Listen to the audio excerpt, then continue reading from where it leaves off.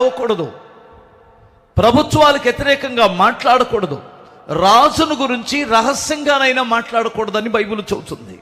అర్థమవుతున్న గోడలకు చెవులు ఉంటాయట. అర్థమవుతండి.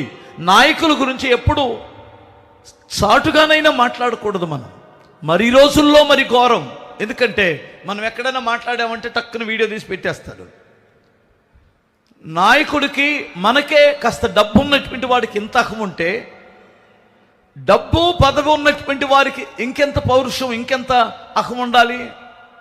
అందుకని ఎట్లా పడితే అట్లా వాగి నాయకులకు వ్యతిరేకంగా దెబ్బలు తింటున్నటువంటి వారు చాలామంది ఉన్నారు. నాయకులు ఏర్పాటు చేసింది దేవుడు. ఇప్పుడు మన పరిపాలన చేస్తున్నటువంటి నాయకులను ఏర్పాటు చేసింది మనం కాదు, దేవుడు నియమించుకున్నాడు. ఆ నాయకులకి సహజంగా శరీర సంబంధమైన నాయకులకు మనం లోబడి ఉండమని బైబిల్ ఖచ్చితంగా చెబుతుంది. కానీ ఆత్మీయ నాయకులు కూడా నాయకులు మనకు అవసరమని బైబిల్ చెబుతుంది.